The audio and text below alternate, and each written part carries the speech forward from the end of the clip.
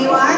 And if you want to go up and grab something while we're talking, I'm used to people ignoring me while I talk. I have kids. Did you ever just like have this crazy idea that you were going to do something and thought, well, that's never going to work out? And now here we are. It's amazing. Thank you so much.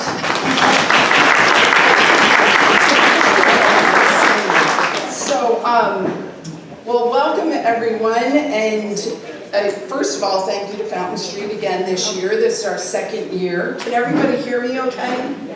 Thumbs up? Okay, I got a thumbs up. Awesome.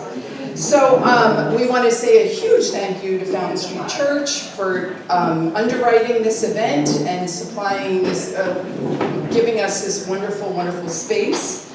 We want to thank CASA, which you're going to hear more about tonight. And all of our speakers, two who have spoken before, but the rest are new, so we're really excited about that. Our keynote storyteller, thanks to Caitlin Horrocks.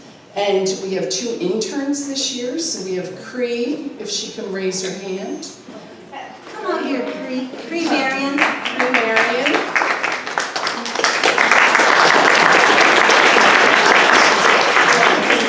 And Inaya Hakim, and she was over here. There she is, she's in the back. Thank you. They helped us with all of the planning and promotion and all of the just getting the word out that brought a lot of you here today. Yeah, what a wonderful turnout. This is so exciting.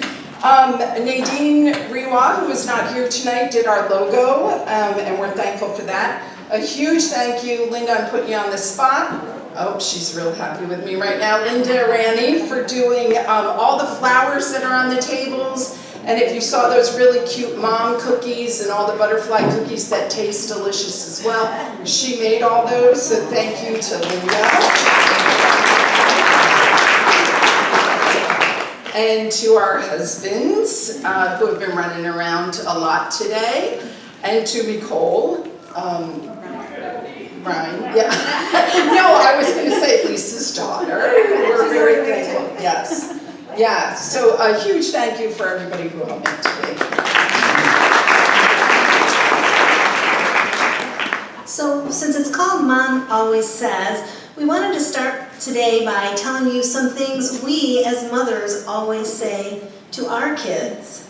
You know kids love when you give them advice. So we decided to tell you because we thought you might actually listen to us. So my first one is make good choices. Your kids, your job is to be dirty and loud. I seriously cannot see the floor of your bedroom right now. Do at least one thing that makes you happy every day. What were your highs today and what were your lows today? Nothing on earth is good or bad, but thinking makes it so. I stole that from Shakespeare, but I like to pretend it's my idea. And I stole from, I don't know if you've seen the movie The Odd Life of Timothy Green, but they yell, have a good day, and they're like, is that too much pressure? So I always say to my daughter, have the day you'll have. And the road to happiness involves these three things. Own less stuff, stop caring what other people think, and connect with the people you love.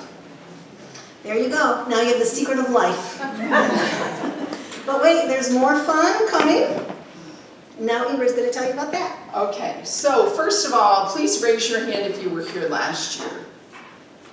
Okay, wonderful. Somebody, Stephanie asked me that today, like, do we have a lot of people here that were last year? And I said, I feel like it's a mix of both. So welcome to those, thank you for those of you back again this year. We're really appreciative of the support.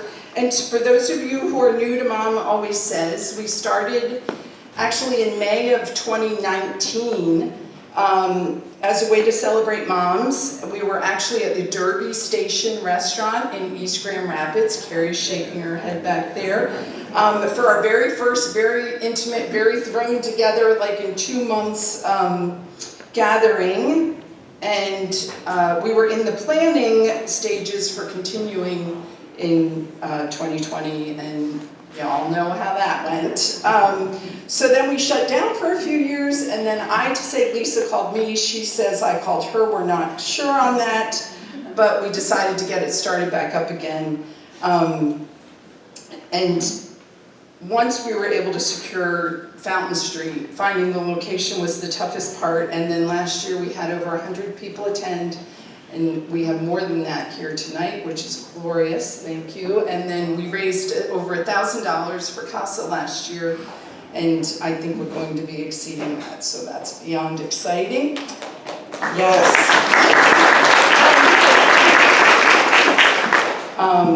Plus, we got 5 new volunteers who ended up volunteering for CASA. Put you 3 on the spot. If you want to raise your hands, those of you that are 1, 2, and back there, Mrs. Gendler. Yeah, she's like, oh, Any other CASA volunteers here?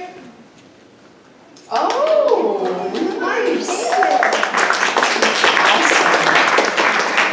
Okay, so before we begin with our great lineup of storytellers, those of you at the tables, the lineup is on your tables. Few quick notes. On the 10 cards, there is a donation QR code for donating directly to CASA through Mom Always Says. Caitlin Horrocks, our author, our main storyteller, our keynote, she's actually going to be selling her books during intermission and at the end, and all of the proceeds she is graciously donating to CASA as well. And let me just say, her books are amazing, so you want it for 2 reasons. 1, because you want to read these fabulous books, and 2, because money's going to support CASA. And then bathrooms are right out this main door. Midway through, we're going to do a 20-minute intermission. Please eat some of the food back there. There's a lot of food that we do not want to take home, so thank you for that. And then finally, yes, just looking at the 10 cards for the lineup, it's going to be Caitlin, and then Carrie is leading us off, followed by Mike McCarty, and then we'll have an intermission, and then it'll be Ryan and Penny, and thank you to Rachel for bringing us home with that. All right. So normally as teachers, we're always standing in front of the room saying, put your phones away. But right now I'm going to ask you to take your phones out on your tables and then on some of the seats around the room. We have a sheet of paper that has QR codes and URLs to follow us on Facebook, Instagram, and on our YouTube channel where we'll be posting the videos from tonight, and we have last year's videos there as well. So if you'll take a minute and follow us, and then invite as many people as you can to follow us as well, we can make this an even bigger event and do even more for CASA in future years. Then you can put your phone away. I think I have my ringer on, actually. Yeah. We'll wait, we're used to it. All right, so we're going to start tonight with an evening, with a message from Stephanie Schuler, who was here last year as well. She is the Executive Director of CASA of Kent County. If you follow us on Facebook, we were connecting with her about events this past week with funding for them. She's going to give an overview of what CASA is, how to get involved, and how your donation will be useful to this organization. Thank you. Thank you, Stephanie. So yes, I was going to say that if you're here, something dangerous might happen. You might become CASA volunteers, right? That's what could happen. But we're excited about that. So you've heard the word CASA said several times already tonight, and if you were here last year, you might remember what it stands for. CASA stands for Court Appointed Special Advocates. We are actually CASA of Kent County because the work of the CASA program happens at the county level. Another dangerous thing that could happen if you're here is you could want to start a CASA program in your own county because that's happening too, right? We're working on it. Yeah. So what does CASA do? Well, we recruit, hence we're happy to be in front of you, train and support volunteers who advocate for children who've experienced abuse and neglect. And so our CASA volunteers in the room do that. They were recruited one way or another, some of them from this event. They went through extensive training to learn how to be an advocate for a child. Then they were sworn in as officers of the court, where they raised their right hand and vowed to uphold the Constitution, among other things. And that makes them eligible to be assigned to a court case by a judge. So being a CASA volunteer is a pretty serious volunteer opportunity. Once you're sworn in as an officer of the court for the 17th Circuit Court Family Division, you come to our offices and you learn about children who've experienced abuse and neglect who have been removed from their home. And you learn about their families, and you choose a case that has either one child or more children to advocate for. Sometimes it's one child, sometimes it's a sibling group. These are children who experienced trauma in their home, and that's why they've been removed. But that's not the be-all, end-all, just being removed from that situation, because foster care in and of itself is traumatic. These children move to a place that they're not familiar with people they don't know, in neighborhoods they haven't been to, and in schools they didn't go to before, with classmates they don't know. And they're part of two systems in our community. They're part of the child welfare system and the judicial system. I don't know about you, but if you had to go to court for something, would you want to do that alone and navigate that whole process? When I see people walking into the courthouse downtown, nobody's thrilled. Everybody looks a little nervous.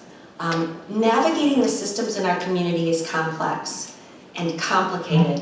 And I can tell by your presence here tonight, you care about community. It's fun to see some of the same faces I saw last year. It's fun to watch some of you arrive and see someone you didn't know who was going to be here, and your eyes light up and their eyes light up. I can tell, and I could tell last year, that this group is about community. But part of your community isn't in this room. Part of your community is this place where you live, this place where you call home, Kent County. And in our community last year, there were 599 children in foster care. Children who were part of a system that's very overburdened. The child welfare system in the community where you live is overwhelmed.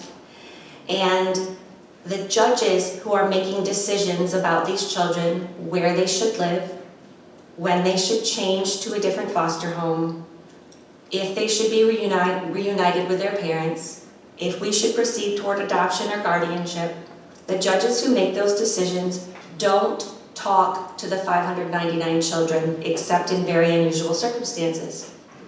So where does the judge get information? The judge gets information from the foster care caseworker, who's a paid professional, who sees the children maybe once every 30 days. Why so infrequently? Because she has a lot of children and families on her caseload. The judge gets information from the child's attorney, who sees the children once every 90 days. Why once every 90 days? Same thing. The attorneys have a lot of children on their caseload. So the judge often wants someone who can give him or her more information, detailed information, specific information, someone who has the time to see that child weekly, dig into that child's life, find out what's going on, figure out what the child needs, figure out what the child wants, visit that foster home, make sure things are okay there, observe a parenting visit, go to school and ask the teacher, how's the attendance? How are the grades? How's the behavior? Someone who can dig in and find out what that child needs and then report back to the judge. Now, I'll say probably the CASA volunteers' least favorite part of their job is writing court reports. But it's sort of also their most important part, because the whole purpose of being a CASA volunteer is to give that information to a judge so the judge can make an excellent decision about what's next for that child. So we tell our CASA volunteers, your job is to work yourself out of a job. If you want to be in a child's life forever, this is not the role for you. If you want to be a mentor who stays for a decade, this is not the role for you. Because in this role, the child ends up in a safe, loving, permanent home, and they don't need you anymore. That's the goal of a CASA volunteer. Whenever possible, the goal is reunification with parents. If it's safe and if it's possible, that's the best outcome. But second to that would be adoption or guardianship.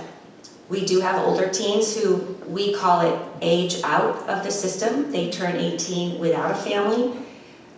That's a difficult outcome, but that outcome can be mitigated by having a CASA volunteer. So this little slip in front of you has information for you.